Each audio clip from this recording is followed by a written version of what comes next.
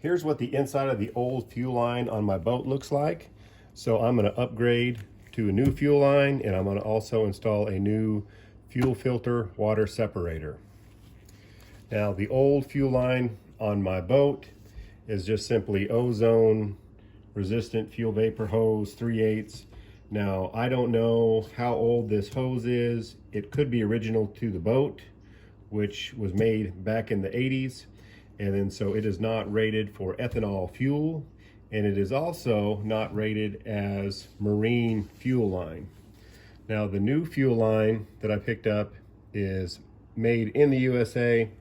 It's marine rated, and it has the specifications listed on the hose showing that it is marine rated. Now I picked up these parts today at a marine parts store that's a Mercury dealer. I did a little search to try to find this fuel line online, and the site that I was looking at just had fuel line that was made overseas, and some of the labeling in the comments didn't show whether or not it was EPA and didn't have the compliances on it.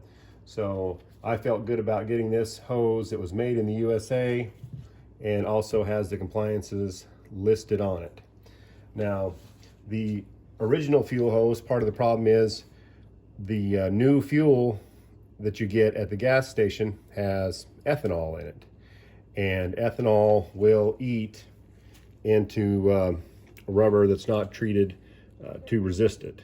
And as you can see, the old fuel line that I took off after I cut this chunk off, and it is kind of coming apart. I was noticing some fuel issues on the lake, so coincidentally, after I put some ethanol fuel in, I've been trying to run non-ethanol, filled up with ethanol in a pinch, was running late for a tournament, and then I was noticing some fuel issues. So I'm going to start here with the basics, change out this fuel line, install the new marine fuel line, replace my fuel filter, and get it installed on my boat. So the first thing that I'm going to do is I've already got the old filter and line removed, so we're just going to get this installed. Now it doesn't need to be real tight. We're not going to put any fuel in it before we fill it up, because the carburetor can do a good job filling it up. So we're just going to get it installed into position.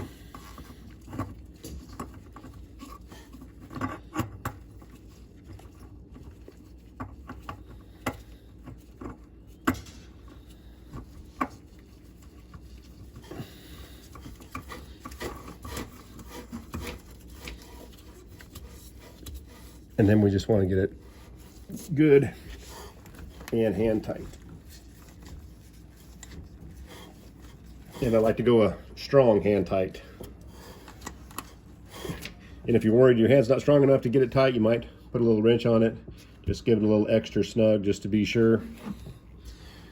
Now for the fuel line, I ended up picking up 6 feet of this. Like I said, it is a little pricey. I think I paid like $7 a foot for this, but I feel like it is worth it since it is the good stuff. Now, on this boat, there's a little pipe that it runs between the engine compartment and where the fuel tank sits. So we're just going to run this through the compartment. All right. And now we've got coming out underneath the seat.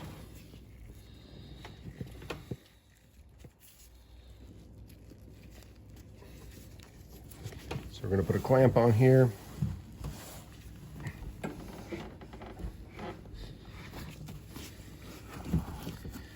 And as you can tell by looking at this hose, how much thicker it is than the other hose. And that is part of the marine specifications, that if it's can withstand some heat and fire resistance for several minutes before it bursts.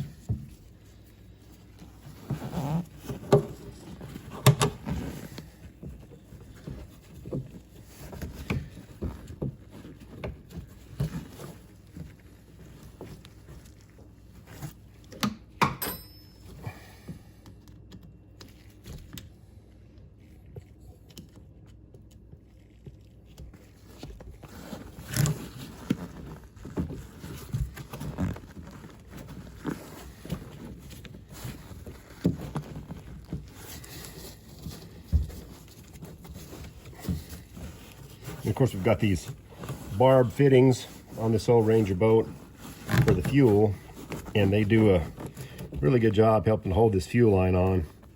The old fuel line, almost had to stick a screwdriver and kind of pry it up there to get it off. You might actually have to use a knife to cut it off. And we want to go all the way up, so it's all the way up on the barbs like that. And then once it's there, we want to position our fuel clamp, hose clamp here.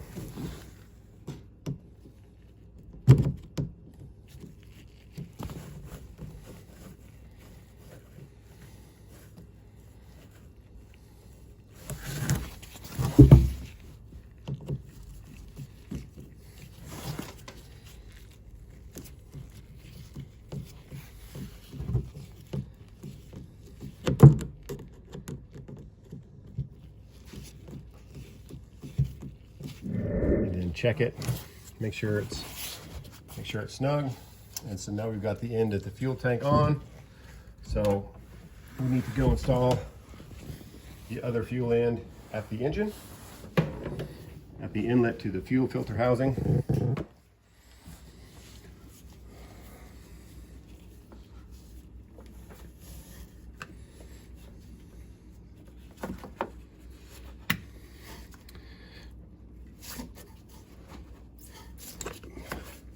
Now it's a little bit long, so I'm just going to cut a little bit off this hose.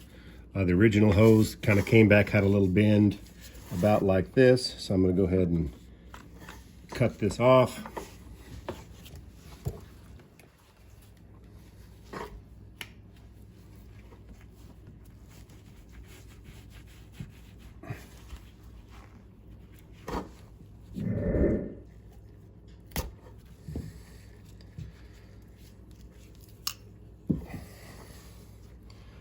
Right, we want to get our clamp ready to go on there. And then again, this also has the little barbs on the inlet of the fuel, and those do a nice job of helping keep the fuel line in place. So we're going to shove that all the way on there.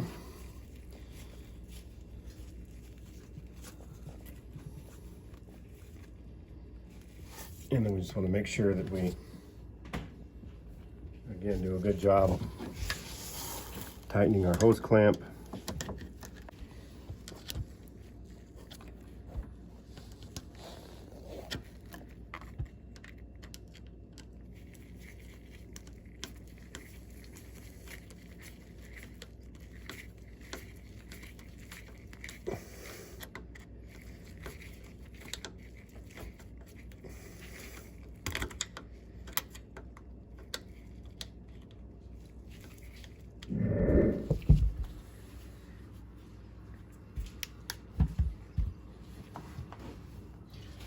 All right, so there it is. We've got the new fuel line installed, the new fuel filter installed, and again, we're replacing the old non-compliant fuel line. It's not rated for the current ethanol, and so like I said, this may well have been part of my issues.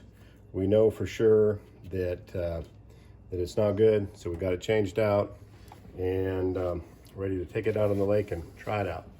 Thanks for watching. Please like and subscribe.